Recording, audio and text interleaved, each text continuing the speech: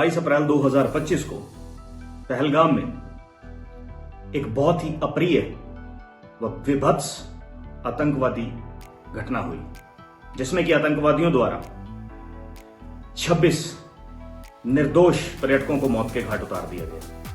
देश में बहुत असंतोष व गुस्से की लहर थी और देश के सभी नागरिक, इस देश की सरकार व इस देश के आर्म्ड फोर्सेस पर निगाहें टिकाए बैठी थी। माननीय प्रधानमंत्री अपना मिडिल ईस्ट का दौरा रद्द करते हैं और उसे बीच में ही छोड़कर देश वापस आ जाते हैं। सभी को यह उम्मीद थी कि जो इस पहलगाम घटना के विक्टिम्स हैं, शायद वो पहले उनसे मिलेंगे, परंतु वो बिहार के दौरे पर निकल जाते हैं क्योंकि ये चुनावी वर्ष है बिहार के लिए। तो सभी ये सोचते हैं, जो नागरिक भारत के, उनसे कयास लगाए बैठे थे कि शायद कोई प्रोटोकॉल रहता होगा या कुछ तो ऐसा रहता होगा कि माननीय प्रधानमंत्री बीच में अपना दौरा छोड़ के आए हैं, इतनी विभत्स घटना हुई है देश के अंदर, तो वो जरूर बिहार गए हैं तो कुछ स्ट्रेटजी का पार्ट होगा। बहुत हाई लेवल मीटिंग्स होती हैं और उसमें ये निकल के आता है कि भारत सरकार की तरफ से ये स्टेटमेंट दी जाती है कि हम इंडियन आर्म्ड फोर्सेस को, सभी सशस्त्र बलों को फ्री हैंड दे रहे हैं, देश में और ऊर्जा का संचालन होता है। सभी नागरिक जो हैं, वो चाहे एक कॉमन सिटीजन ले लीजिए या विपक्ष के नेता ले लीजिए या कोई भी इंडियन जो अपने आप को कहता है, वो आकर देश की जो सरकार है, केंद्र सरकार के साथ कंधे से कंधा मिला के खड़ा हो गया, क्योंकि भारत अब युद्ध में था।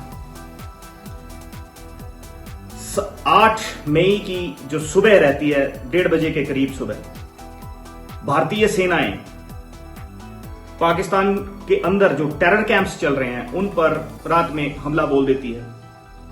बहुत से टेरर कैंप्स तबाह हो जाते हैं। सभी भारतीय एक स्वर में, एक शक्ति के साथ कंधे से कंधा मिलाकर केंद्र सरकार व हमारे सशस्त्र बलों के साथ खड़े रहते हैं। ऑपरेशन सिंदूर का जो है वो आगाज कर दिया जाता है।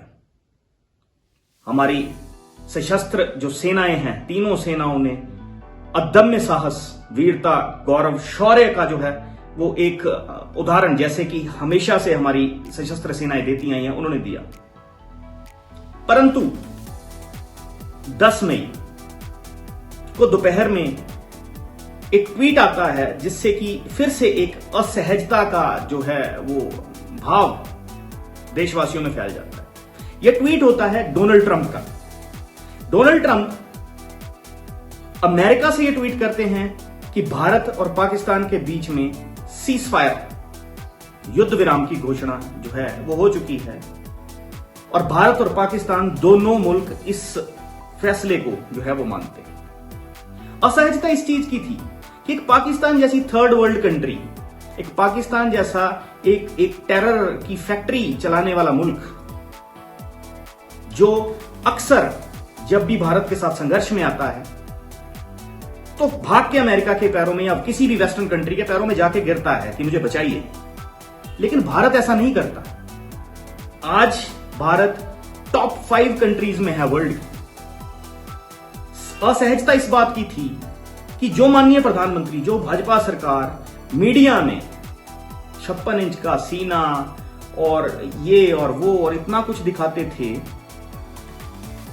वो डोनाल्ड ट्रंप, यानी कि हम ये कह सकते हैं कि एक व्यापारी प्रधानमंत्री ने एक व्यापारी राष्ट्रपति के साथ किस तरह से कॉम्प्रोमाइज कर लिया।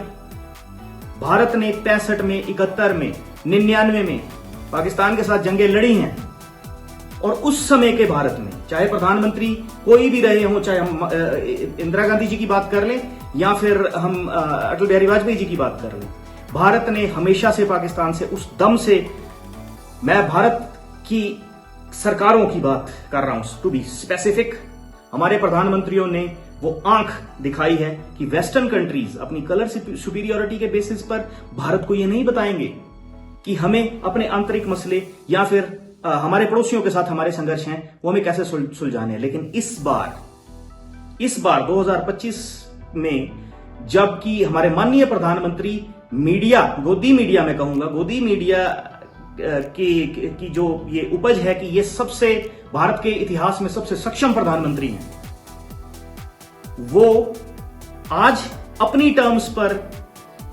सीज फायर की बात क्यों नहीं कर सकते थे? जब आपने माननीय प्रधानमंत्री जी ने तीनों सशस्त्र सेनाओं को फ्री हैंड दिया था, तो क्या वो सिर्फ जनता को दिखाने के लिए दिया था? जब आपने फ्री हैंड दिया था और हमारी सशस्त्र सेनाओं ने पाकिस्तान को घुटनों पर ला दिया था, वो उन्हें एक सबक सिखा रहे थे। क्या अमेरिका की या आपके मित्र डोनाल्ड ट्रंप की बात मानना आपके लिए इतना ज्यादा अहम था? और आपने उसकी डोनाल्ड ट्रंप की बात मानकर एक भूखे नंगे भिखारी पाकिस्तान के साथ हमारा एक टेबल पर जो है वो सीज फायर करवा दिया। आप 2 दिन सेना को और दे देते तो सेना शायद उनसे सरेंडर करवाती सीज फायर ने,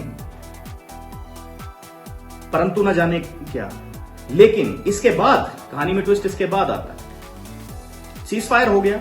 जो लोग माननीय प्रधानमंत्री जी और भाजपा को बहुत आंखें बंद करके सपोर्ट करते थे, उनकी बहुत से लोगों की आंखें खुल गई कि ये सशस्त्र सेनाओं का आपने हाथ बांध दिया। जब सशस्त्र सेनाएं हम इंडियन आर्म्ड फोर्सेस पाकिस्तान को सबक सिखा रही थी, आपने उनका हाथ बांध दिया। और दूसरी तरफ आप देश को ये बता रहे थे कि हमने उन्हें फ्री हैंड दिया। लोगों की, खासकर आपके सपोर्टर्स की आंखें खुली। उसके बाद आनन फानन में आपने डेलीगेशंस बनाए, पार्लियामेंटेरियंस को दुनिया भर में भेजना शुरू किया, तिरंगा यात्राएं निकालनी शुरू करी कि लोगों को दोबारा से वो जो मिथ्या जाल में गोदी मीडिया के मिथ्या जाल में फंसा रखा था कि हमारे बहुत सशस्त्र प्रधानमंत्री, भाजपा की बहुत सशक्त जो है वो हमारी भाजपा की सरकार चल रही है, वो मिथ्या भ्रम से दुनिया बाहर आ चुकी थी और उसी मिथ्या भ्रम में आप उन्हें दोबारा ले जाना चाह रहे थे। इसलिए आप डेलीगेशंस को बाहर भेजते हैं। क्या सारी दुनिया जानती नहीं है कि पाकिस्तान आतंकवाद की फैक्ट्री है? क्या हमें जाके बोलना पड़ेगा? या फिर आप हमारे आर्म्ड फोर्सेस को 2 और दिन दे देते, पाकिस्तान सरेंडर करता और अपने मुंह से कहता कि हमसे गलती हुई है, हम ये आतंक की फैक्ट्री चलाते हैं। लेकिन आपने ऐसा नहीं किया। अब डेलीगेशंस को आप अब्रॉड भेज रहे हैं बताने के लिए। आप तिरंगा यात्राएं निकाल रहे हैं और आपकी तिरंगा यात्राओं में आपके जो छुट भैया नेता हैं, जो छोटे स्तर पर ये तिरंगा यात्राएं निकाल रहे हैं, वो कहीं ना कहीं ये सच्चाई जानते हैं, लेकिन वो एनालिसिस नहीं करना चाहते। पता उन्हें भी है कि ये जो सीज फायर था ये कहीं ना कहीं गलत था। अब तिरंगा यात्रा, आपने उसे नाम दे दिया तिरंगा यात्रा। क्या हमें हमारे आर्म्ड फोर्सेस पर भरोसा नहीं है? हमें बहुत भरोसा है। हमारे आर्म्ड फोर्सेस का ही जो वेलर है, जो उनका शौर्य है, आप उसके पीछे अपनी कमजोरी को छुपा रहे हैं माननीय प्रधानमंत्री जी और जो भी आपके सपोर्टर। समस्त देश को यह बात पता चल चुकी है कि जो गोदी मीडिया इतने साल दिखाता रहा, उतने प्रबल आप नहीं हैं। और हमारे आर्म्ड फोर्सेस जिन पर हमें बहुत प्राउड है, आप उनके पीछे अपनी कमजोरी को छुपाने की कोशिश ना करें। ऑपरेशन सिंदूर अभी भी जारी है, जैसे कि माननीय प्रधानमंत्री जी ने बोला और डीजीएमओ की भी स्टेटमेंट है। एक युद्ध विराम हुआ है। हमारी सशस्त्र सेनाओं ने ऑपरेशन सिंदूर में अदम्य साहस का परिचय दिया है, परंतु कूटनीति, जो माननीय प्रधानमंत्री जी और भाजपा सरकार, कूटनीतिक जंग आप हार गए हैं और आप अपनी कमजोरियां हमारी सेना के साहस, उसके गौरव के पीछे ना छुपाएं।